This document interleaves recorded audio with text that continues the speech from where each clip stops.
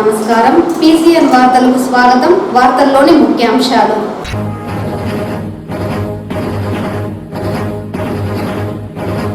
ప్రజా దర్బార్లో అందిన ప్రజా ఫిర్యాదులను సత్వరమే పరిష్కరించి అన్ని చర్యలు చేపడుతున్నాం.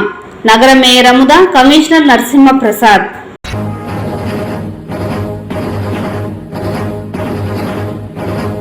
RSS భావజాలాలు కలిగిన వారిని రాష్ట్ర గవర్నర్లుగా బీజేపీ ప్రభుత్వం నియమించడం వల్ల రాష్ట్ర ప్రభుత్వాలు హక్కులు మనోభావాలు దెబ్బతింటున్నాయి. సిపిఐ రాష్ట్ర కార్యదర్శి రామకృష్ణ ఆరోపణ.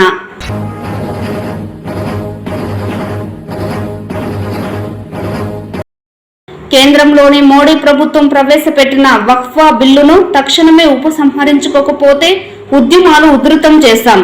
వైఎస్ఆర్సీపీ ముస్లిం మైనార్టీ నేతల వెల్లడి. వార్తల్లోని వివరాలు. చిత్తూరు శాసనసభ్యులు గురజాల జగన్మోహన్ కార్యాలయం ప్రజా దర్బార్లో బుధవారం ప్రజా ఫిర్యాదుల స్వీకరణ కార్యక్రమం నిర్వహించారు. నగర మేయర్ అముద, కమిషనర్ నరసింహప్రసాద్ ప్రజల నుంచి వినతులు, ఫిర్యాదులు స్వీకరించారు. ప్రజా సమస్యలపై అక్కడికక్కడే సంబంధిత అధికారులతో మాట్లాడి పరిష్కరించేందుకు చర్యలు తీసుకున్నారు. ఈ సందర్భంగా వివిధ శాఖలకు సంబంధించిన మొత్తం 72 ఫిర్యాదులు అందాయి. వీటిని సంబంధిత శాఖల అధికారులకు పంపారు. PGRS ద్వారా అందిన ప్రతి సమస్యపై సంబంధిత అధికారులు క్షేత్రస్థాయిలో విచారణ చేసి పరిష్కరించాలని, సంబంధిత నివేదికలను సకాలంలో సమర్పించాలని కమిషనర్ ఆదేశించారు. ఈ కార్యక్రమంలో తహసీల్దార్ లోకేశ్వరి, MHO లోకేష్, ME వెంకట్రామిరెడ్డి, ఇతర అధికారులు పాల్గొన్నారు.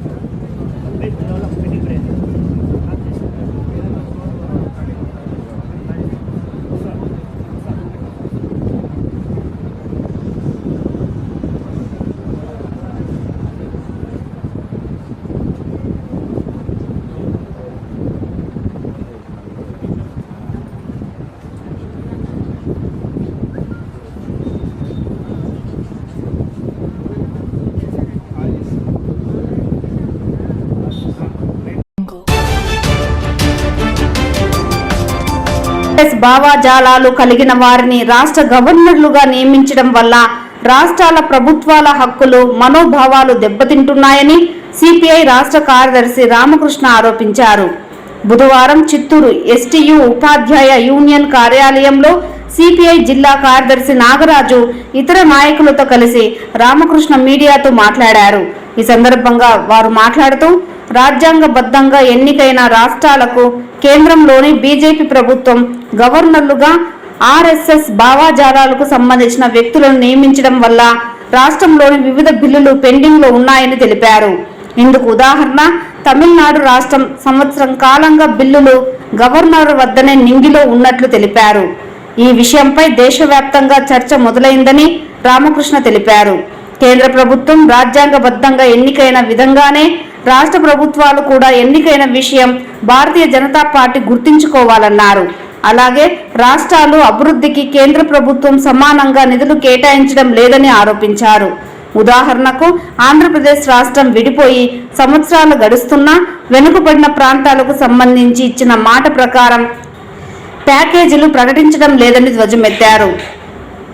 కడప స్టీల్ ప్లాంట్ 4 సార్లు శంకుస్థాపనలు జరిగి ఆగిపోయిందని తెలిపారు. ఇలా ఉండగా టీటీడీని అభాస పాలు చేసేందుకు తెలుగుదేశం ప్రభుత్వం కుట్ర పండుతోందని రామకృష్ణ ధ్వజమెత్తారు. కల్తీ నెయ్యి ఘటనలో మాజీ ముఖ్యమంత్రి జగన్మోహన్ రెడ్డికి సంబంధం లేదని, అక్కడ పనిచేసే వారికి సంబంధం ఉండవచ్చునని తెలిపారు. ఈ విషయాన్ని తెలుగుదేశం ప్రభుత్వంతో పాటు జనసేన అధ్యక్షుడు పవన్ కళ్యాణ్ కూడా తీవ్ర స్థాయిలో రాజకీయం చేశారని ధ్వజమెత్తారు. జరగాల్సిన అభివృద్ధిని పక్కన పెట్టి కేవలం స్వార్థ రాజకీయాల కోసం రాజకీయ పార్టీలు ఆరాటపడుతున్నాయని తెలిపారు. ఈ విషయాలకు స్వస్తి పలికి వెంటనే అభివృద్ధి విషయమై పోరాడాలని పిలుపునిచ్చారు. ఈ కార్యక్రమంలో సిపిఐ నాయకులు నాగరాజు, ఆర్ముగరెడ్డి, గోపి, మణి, మహిళా నాయకులు రమాదేవి తదితరులు పాల్గొన్నారు. ఇది కరెక్ట్ కాదని చెప్పి కూడా సుప్రీంకోర్టు చాలా స్పష్టమైన తీర్పు ఇచ్చింది. సుప్రీంకోర్టు తీర్పును కూడా మా పార్టీ స్వాగతించింది. కాబట్టి ఏమంటే ఇవాళ దేశవ్యాప్తంగా వీటిపైన చర్చ జరగాలి. ఎందుకంటే కేంద్రానికి అధికారాలు ఉన్నాయి, పార్లమెంట్లో మీకు మెజారిటీ ఉంది, కాబట్టి మీ కేంద్ర ప్రభుత్వం ఓకే. కానీ అదే మీరు ఎట్లయితే ఎన్నికయ్యారో రాష్ట్రాల్లో కూడా అసెంబ్లీలో ఎన్నికయ్యారు కదా, మరి ఎన్నికైన ప్రభుత్వాలకు కూడా వారికి హక్కులు ఉంటాయి కదా, వారికి బాధ్యతలు ఉంటాయి కదా, వారి విధులు వారు నిర్వర్తించుకోవడానికి మీరు అవకాశం ఇవ్వాలి కదా. అట్లు కాకుండా మీరు ఏదైతే చేస్తూ ఉన్నారో దీనిపైన దేశవ్యాప్తంగా చర్చ జరగాలి. ఏది ఏమైనా తమిళనాడు ప్రభుత్వం Kurian Joseph retired supreme court judge ఆధ్వర్యంలో ఇవాళ ఒక కమిటీ వేసి దీనిపైన కేంద్ర రాష్ట్ర ప్రభుత్వాలకు సంబంధించి రాజ్యాంగం నిర్దేశించిన వారి యొక్క ఏంటి, అందులో ఎవరు ఏం చేయాలనే దానిపైన వారు కమిటీ వేశారు. ఆ కమిటీ నివేదిక అందరికి కూడా ఉపయోగపడుతుంది. దీనికి వెల్కమ్ చెప్తా ఉన్నాం. దేశవ్యాప్తంగా భారతదేశంలో ఫెడరల్ రాజ్యాంగం అమల్లో ఉండాలని కోరుకునే వాళ్ళందరూ కూడా, ఎందుకంటే ఇది ఫెడరల్ రాజ్యాంగం, రాష్ట్రాలకు ఉండే హక్కులు రాష్ట్రాలకు ఉంటాయి, కేంద్రానికి ఉండే హక్కులు ఉంటాయి. కొన్ని సందర్భాల్లో కేంద్రము రాష్ట్రము రెండు ప్రభుత్వాలు కూడా కాంకరెంట్ లిస్టులో ఉంటాయి. వాటిపైన కూడా వారు చేసుకోవాల్సి ఉంటుంది. అది చేయాలని కోరుతా ఉన్నాను. ఇక రెండవ ముఖ్యమైన అంశము, ఇవాళ ముఖ్యమంత్రి చంద్రబాబు నాయుడు గారు మళ్ళీ దారి తప్పుతా ఉన్నాడు, పక్కాగా దారి తప్పుతా ఉన్నాడు. ఇవాళ మేమందరం కూడా అమరావతి రాజధాని ఉండాలని కోరాము. అమరావతి రాజధాని ఉండాలన్నారు. రాజధాని కోసం సమీకరించిన భూములన్నీ కూడా ఇవాళ మీరు చేయాలని కూడా కోరుతా ఉన్నాం. అది పూర్తి కూడా కాకముందు కానీ ఇంకా పనులు కూడా మీరు ప్రారంభించలే. ఇప్పుడు మళ్ళీ రెండో దశ పనులు అన్నారు. అది ప్రైమ్ మినిస్టర్ వస్తున్నాడు అన్నారు. అది మే 2వ తేదీకి వాయిదా పడింది. అసలు 62,000 కోట్ల రూపాయల పనులు చేపట్టి అమరావతి రాజధానిని అభివృద్ధి చేస్తామన్నారు. సంతోషము, మేము దానికి కూడా చెప్పాము. కానీ దాంట్లో కూడా ఏమంటే మీరు పదే పదే మాట మారుస్తా అన్నారు. ముందేమన్నారు, కేంద్ర ప్రభుత్వం గ్రాంట్ ఇస్తుంది అన్నారు. తర్వాత ఏమన్నారు, అప్పు తీసుకొని వస్తున్నాం కానీ కేంద్ర ప్రభుత్వమే దానికి షూరిటీ ఇస్తూ ఉంది కాబట్టి అప్పు కూడా వాళ్ళే కడతారు అన్నారు. ఇప్పుడేం మీరు వరల్డ్ బ్యాంక్ నుంచి అప్పు తెస్తా ఉన్నారు, ఏషియన్ డెవలప్మెంట్ బ్యాంక్ నుంచి అప్పు తెస్తా ఉన్నారు. అదేవిధంగా హట్కో నుంచి 11,000 కోట్ల రూపాయలు అప్పు తెచ్చారు. అంతేకాకుండా KfW జర్మనీ సంస్థ నుండి కూడా మరో 5,000 కోట్ల రూపాయల అప్పులు తెస్తా ఉన్నారు. టోటల్గా 31,000 కోట్ల రూపాయల అప్పులు తెచ్చారు.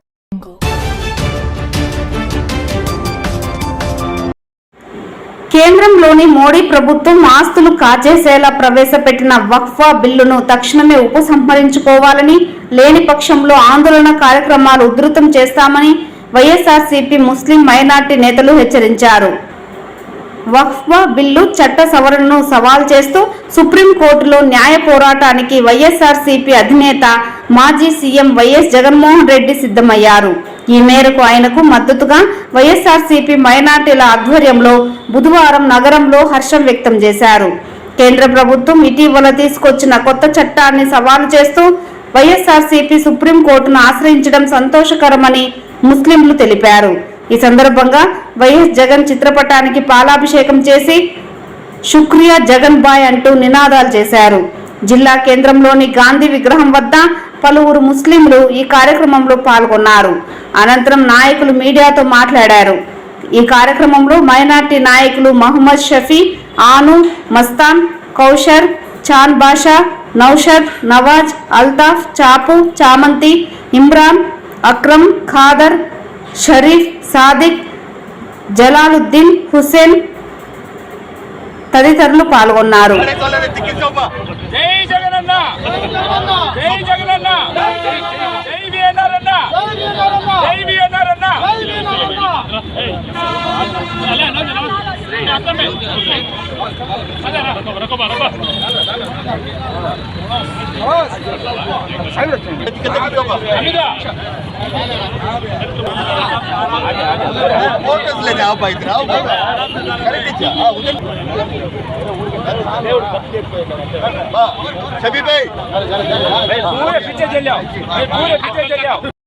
సోదరులకి అందరికీ నమస్కారం. ఈరోజు జరుగుతున్న పరిణామాలు ప్రతి ఒక్కరు గమనిస్తున్నారు. ఈ బీజేపీ గవర్నమెంట్కి మా పూర్వీకులు అల్లా పేరు మీద దానం చేస్తున్న ఆస్తులు కావాలి. ముస్లిమ్స్ అంటే వాళ్ళకి నచ్చరు, మా ఆస్తులు మాత్రం వాళ్ళకి కావాలి. నేను ఒకే ఒకటి ఈ చంద్రబాబు గారిని ప్రభుత్వాన్ని ఒకే ఒక మాట అడుగుతున్నాను. చంద్రబాబు నాయుడు గారు ఈరోజు ఆ బిల్లుకు వ్యతిరేకంగా ఉంటే ఆ బిల్లు అమలు అయ్యేది కాదు. అదేవిధంగా చంద్రబాబు నాయుడు గారు ఎలక్షన్కి ముందు ఇచ్చిన మాట ఏమిటంటే ముస్లిం మీద ఈగ వాళ్ళని ఏమని అన్నారు. ఎలక్షన్ తర్వాత మా మీద గొడ్డలే వాళ్తున్నాయి. ఏం చేస్తున్నారు చంద్రబాబు నాయుడు గారు? మీకు సూటి ప్రశ్న. అదేవిధంగా మీ పార్టీలో మా ముస్లిమ్స్ నాయకులు లేదా, మా ముస్లిమ్స్ కార్యకర్తలు లేదా? మీరు మా కోసం వాళ్ళ కోసం చేయాలి కదా. ఇప్పుడు చేయకపోతే ఇంకెప్పుడు చేస్తారు? మీరందరూ ఏకతాటిగా నేను ప్రతి ఒక్కరు తెలుగుదేశం ఉన్న నాయకుల్ని, ముస్లిం నాయకులను ఒకే మాట అడుగుతున్నాను. ఇప్పుడు సాధించకపోతే మనము ఈ వక్ఫ్ బోర్డ్ బిల్ని మళ్ళీ ఎప్పుడు కానీ మనకి చేయి జారిపోతుంది. ఇప్పుడైనా ప్రతి ఒక్కరు కళ్ళు తెరిచి దీన్ని మీ నాయకుడి దగ్గర మీరు దీన్ని ప్రతిపాదించాలనేసి పోరాలని కోరుకుంటాం. అదేవిధంగా పక్కన పెట్టి ముస్లిం అందరూ ఐక్యం కావాలని కోరుకుంటున్నాం. పార్టీని అంతా పక్కన పెట్టి ముస్లిం అంతా ఐక్యం అయ్యి ఈ వక్ఫ్ బోర్డ్ బిల్ని మనం తిరస్కరిస్తాం.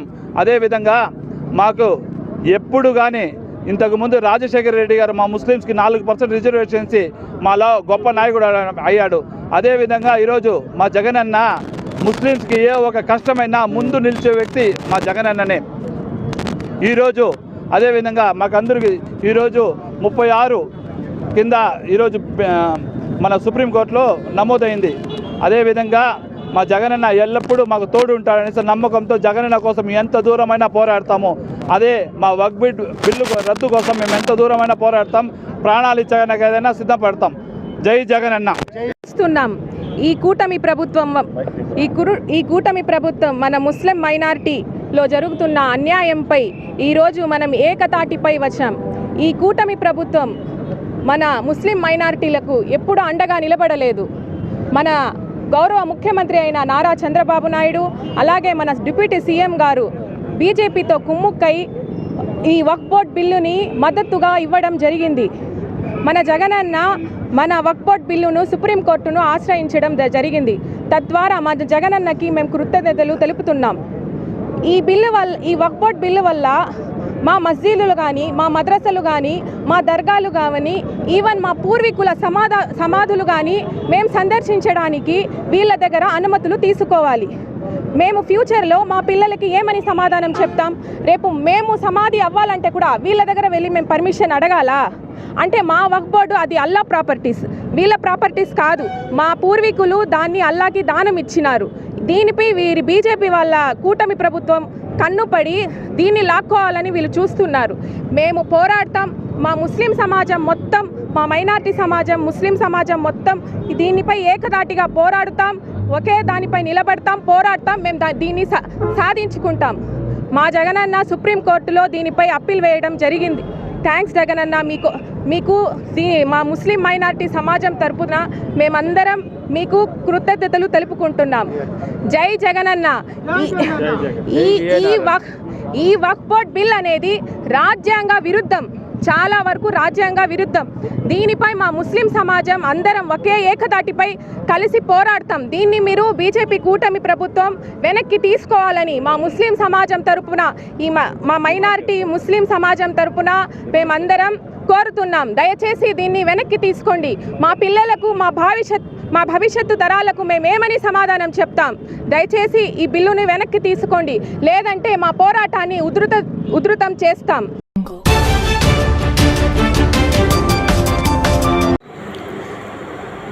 శ్రీ కాణిపాకం వరసిద్ధి వినాయక స్వామి దేవస్థానంలో సంకటహార చతుర్థి వ్రతాన్ని బుధవారం వేద మంత్రోచ్చారణ నడుమ ఆలయ పండితులు ఆగమోక్తంగా నిర్వహించారు.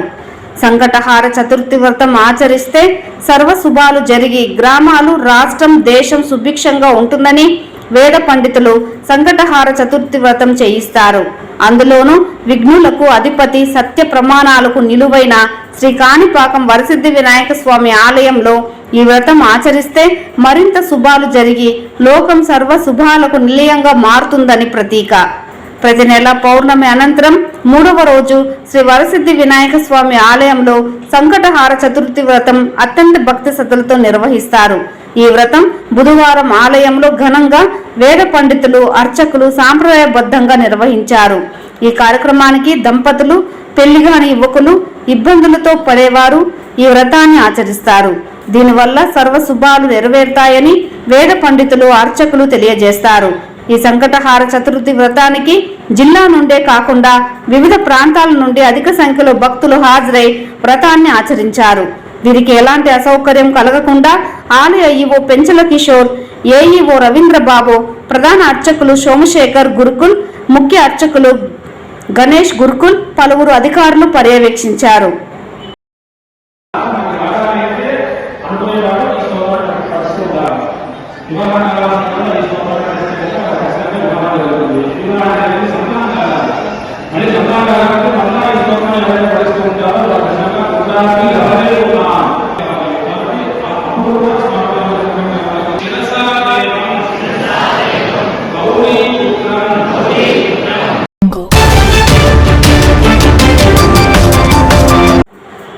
నగరి మండలంలో టీటీడీ ఆధ్వర్యంలో నిర్వహిస్తున్న బుగ్గ గుడి శివాలయ ప్రతిష్టను కాపాడాలని సదరు గ్రామానికి చెందిన విశ్రాంత ఉపాధ్యాయుడు రఘునాథాచారి ప్రభుత్వానికి విజ్ఞప్తి చేశారు.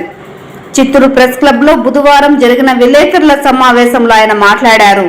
బుగ్గ గుడి అర్చకుడు కుప్పయ్య, అటెండర్ హరి వ్యవహార తీరు కారణంగా ఆలయ ప్రతిష్ట నానాటికి మసకబారుతోందన్నారు.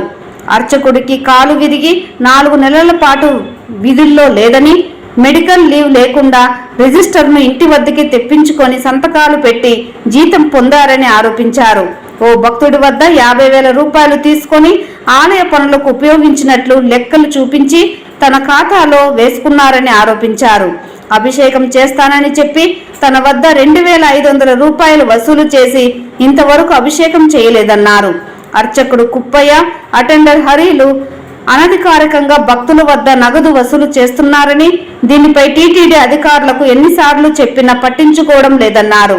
ఇప్పటికైనా టీటీడీ చైర్మన్ స్పందించి బుగ్గ గుడి ప్రతిష్టను కాపాడాలని కోరారు.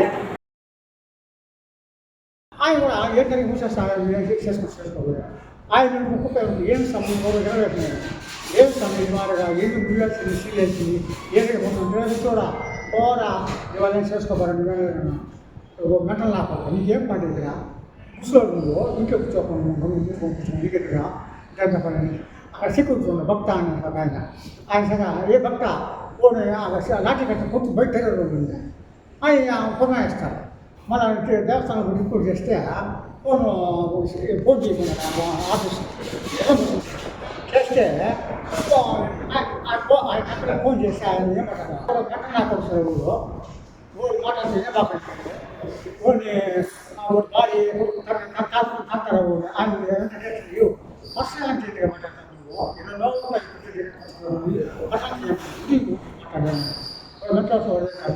4 తారీఖు పోయి 4 నెలలు ఇంటికి పోతున్నాను సార్. మీరు సెక్యూరిటీ గార్డ్ ఏం చేశారంటే అటెండ్ చేసి తమ్ముడే ఉన్నాడు 4 నెలలు కుర్చీలు ఇట్లా ఉన్నాడు. లేదు పని చేయలేదు 1, 2 గంటల ఇంట్లోనే అటువంటి సెక్యూరిటీ గార్డ్ ఆఫీస్ అతను లాస్ ఆఫ్ పే లేదు, మెడికల్ లీవ్ కూడా లేదు. లేకుండా 4 నెలల జీతం వాళ్ళు దేశంలో ఇచ్చారు. తీసుకున్నాడు ఆయన.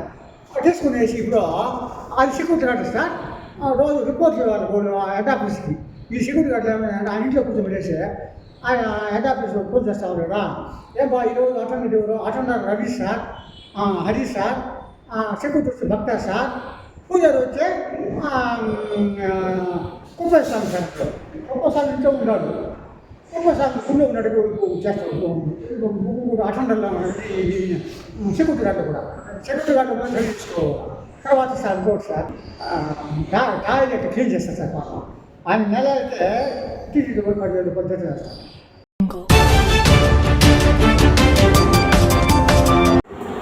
వక్ఫ్ బిల్లుపై వైసీపీ నాయకులు తప్పుడు ప్రచారాలు చేస్తున్నారని టీడీపీ ముస్లిం మైనార్టీ నేతలు తెలిపారు. బుధవారం జిల్లా టీడీపీ కార్యాలయంలో ఏర్పాటు చేసిన మీడియా సమావేశంలో ముస్లిం మైనార్టీ మాట్లాడుతూ కేంద్రంలో మోడీ ప్రభుత్వం రాజ్యసభలో వక్ఫ్ బిల్లు పెట్టిన సమయంలో వైసీపీ నేతలు మద్దతు తెలిపారని, రాష్ట్రంలో ముస్లిం మైనార్టీలపై కపట ప్రేమ చూపిస్తున్నారని ఆరోపించారు. వక్ఫ్ బిల్లు వల్ల మైనార్టీ ఆస్తులు పరిరక్షణలో ఉంటాయని, ఎలాంటి నష్టం ముస్లింలకు జరగదని స్పష్టం చేశారు. ఈ కార్యక్రమంలో ముస్లిం మైనార్టీ నేతలు ఫిరోజ్, జాఫర్, అత్తు, గౌస్ బాషా, ఆన్సర్, అబ్బుల్, చాంద్ బాషా, సిరాజ్, జిలానీ, మొహమ్మద్ బాషా, అబ్బాస్, సుల్తాన్ తదితరులు పాల్గొన్నారు. ఇది మంచి పద్ధతి కాదు. ఎందుకంటే మీ జగన్ గారు రాజ్యసభలో ఈ 7 మందిని పెట్టి చవరాలు పెట్టి అన్ని చేసినారు. ఈరోజు నేను కోర్టుకు వేసినాను, దానికి వేసినానంటే అంటే ముస్లిమ్స్లకు మబ్బు పెట్టేదని చూస్తున్నారా మీరు? ఇది చాలా చాలా వరకు తప్పు. దీని గురించి మా మైనార్టీ వాళ్ళందరూ ఖండిస్తున్నాము. మా ఎమ్మెల్యే, మా సీఎం గారు నారా చంద్రబాబు నాయుడు గారు రాష్ట్రంలో ఎక్కడ లేని విధంగా మన రాష్ట్రంలో 3 సవరణలు చేశారు. అంటే మైనార్టీల మీద ప్రేమ అనేది చూపించి ఆయన తీసుకొచ్చిన 3 సవరణలు మన రాష్ట్రంలోనే ఉండాలి, కానీ ఆ రాష్ట్రంలో ఎవరు కానీ చేసింది లేదు.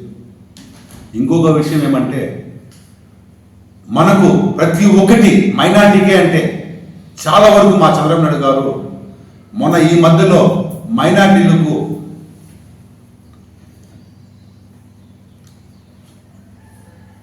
సంక్షేమ బడ్జెట్లో 5,434 కోట్లు ఎప్పుడు ఎక్కడ లేని విధంగా ఈసారి మాకు బడ్జెట్ కూడా రిలీజ్ చేయడం జరిగింది. ఇది మా యొక్క చంద్రబాబు నాయుడు యొక్క పరిపాలన అనేది. ओके क्या बोल रहे थे, हमें सब व्यतिरेकम है बिल, वो कमल बिल को हम सब व्यतिरेकम है, उसलिए कर बोल के आज ऊपर ex CM YS Jaganmohan Reddy के वो दूध का पालाभिषेकन करें. ये पहले एनआरसी के बारे में वोट डाल दिया. क्या मुसलमानों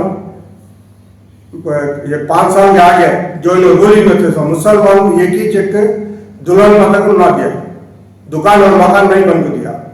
मुसलमानों के ऊपर मोहब्बत और उनके ऊपर दया है तो इतना करना है जन क्या ये नहीं करेगा. जिसलिए तो मुसलमानों चुपके वोट के वास्ते ये ड्रामा करता है. क्या रमजान तोबा दे दूंगा वोट हटा दिया, दुल्हन पथकम दे दूंगा बोल को वोट हटा दिया, विदेश विद्या बाहर का कंट्री में जब पढ़ने के लिए वो भी हटा दिया.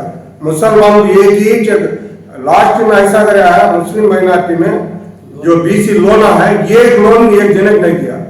ऐसा अब वोट के लिए मुसलमानों को ठकाने के लिए ये गेम करता है. ये आपको बरबर ने हुशार सरोवर बोलते मुसलमानों को खेल लेते हैं. मुसलमानों के वोट के लिए चंद्रबाबू नायडू 3 सवरणा करें, इंशाल्लाह वो भी बात करके काम कर देते हैं. मुसलमान को कब भी साथ देना है चंद्रबाबू ने देते.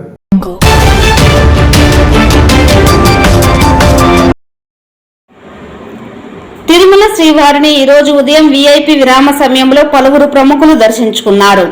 స్వామివారిని దర్శించుకున్న వారిలో central minister Raksha Nikhil Khadse, judicial committee justice Satyanarayanamurthy, TTD పాలక మండలి సభ్యుడు భానుప్రకాష్ రెడ్డి వేరువేరుగా స్వామివారి సేవలో పాల్గొని మొక్కులు చెల్లించుకున్నారు. శ్రీవారి దర్శనార్థం తిరుమలకు విచ్చేసిన వీరికి ఆలయ అధికారులు స్వాగతం పలికి దర్శన ఏర్పాట్లు చేశారు. అనంతరం రంగనాథ మండపంలో వేద పండితులు వేద ఆశీర్వచనం అందించగా ఆలయ అధికారులు పట్టు వస్త్రంతో సత్కరించి స్వామివారి తీర్థ ప్రసాదాలను అందజేశారు.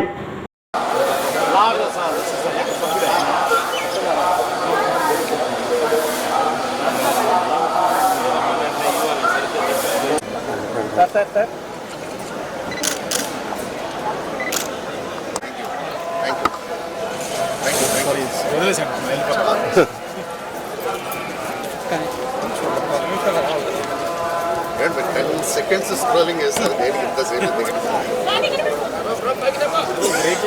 బ్రేకింగ్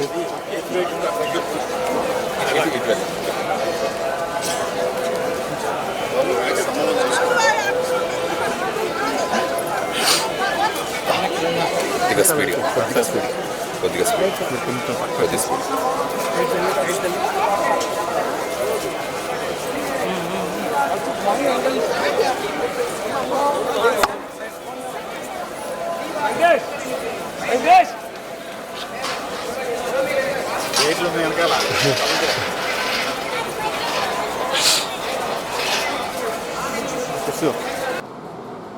ఈ వార్తలు ఇంతటితో సమాప్తం. నమస్కారం.